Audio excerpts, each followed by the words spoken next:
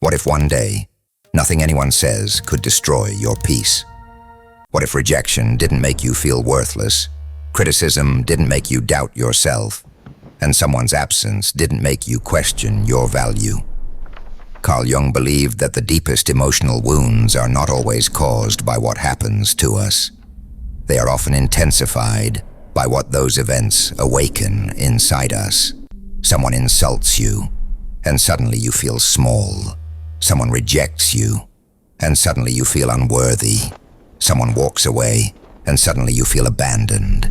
But why does one person's behavior have the power to control your entire emotional world? Jung would tell you to look deeper. The person who hurts you may be touching a wound that existed long before they arrived. This is one of the most uncomfortable truths about human psychology. Sometimes, the reaction tells you more about your inner world than the event itself. Imagine someone criticizes you. One person hears the criticism and moves on. Another spends 3 nights thinking about it. The words were identical, but the emotional impact was completely different. Why? Because the second person may already carry an invisible belief. I'm not good enough. The criticism didn't create the wound. It touched it. And this is where Jung's idea of the shadow becomes powerful. The shadow represents the parts of ourselves we don't fully acknowledge. The insecurities, fears, anger, shame, and rejected parts of our personality. We often try to escape these parts. We hide them, we deny them, we pretend they don't exist. But what we refuse to face inside ourselves can gain enormous power over us. That's why someone else's opinion can sometimes feel like a verdict.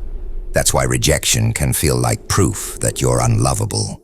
That's why losing someone's attention can feel like losing your identity. But imagine what happens when you begin confronting those hidden parts. You realize their opinion is not my identity. You realize their rejection does not define my worth.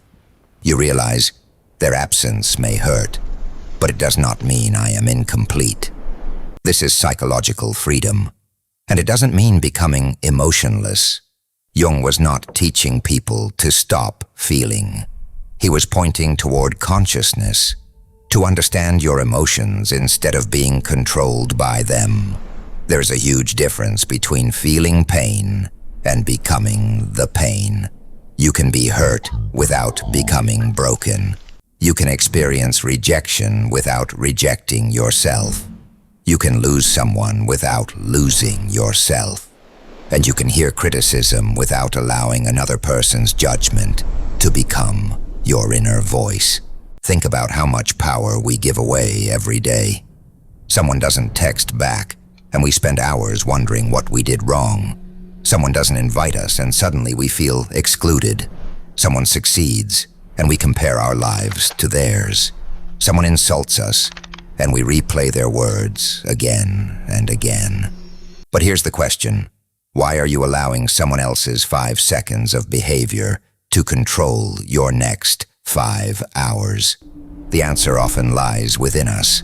We give people power when we depend on them to confirm something we haven't learned to give ourselves.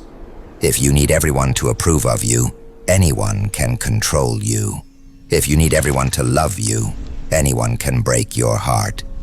But when you develop an inner sense of worth, something changes. People can still disappoint you. They can still lie. They can still leave. Their words can still hurt. But they can no longer define you. And that's the difference between emotional strength and emotional numbness. Strength doesn't mean saying, "Nothing hurts me." Strength means saying, "It hurts, but it doesn't control me." This is where solitude can become powerful. Not loneliness, solitude. Time alone gives you an opportunity to hear the voice underneath all the noise.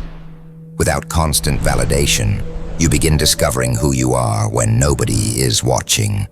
You start separating your identity from other people's expectations. You stop performing. You stop chasing. You stop begging to be understood by people committed to misunderstanding you. And slowly, you become psychologically independent. The world doesn't become kinder. People don't suddenly become perfect. Life doesn't stop taking things away from you. You simply stop handing every person the keys to your emotional world. That's the real transformation. So if someone leaves, let them leave. If someone misunderstands you, let them misunderstand you. If someone doesn't recognize your value, don't spend your life convincing them. If someone tries to make you feel small, remember that their judgment is not a measurement of your existence. Your job is not to control what people think about you.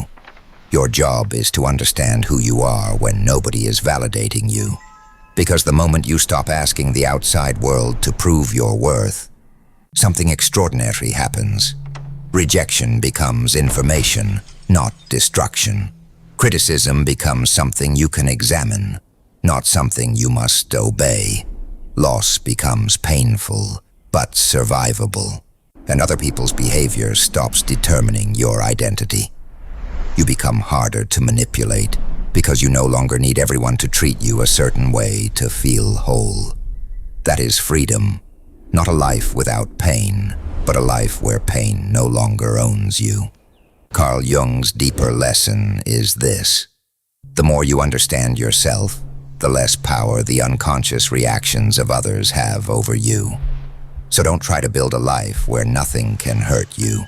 Build a self so grounded that when something hurts, you can feel it, understand it, learn from it, and still stand. Because the goal isn't to become someone who can never be hurt. The goal is to become someone who cannot be destroyed by what hurts them.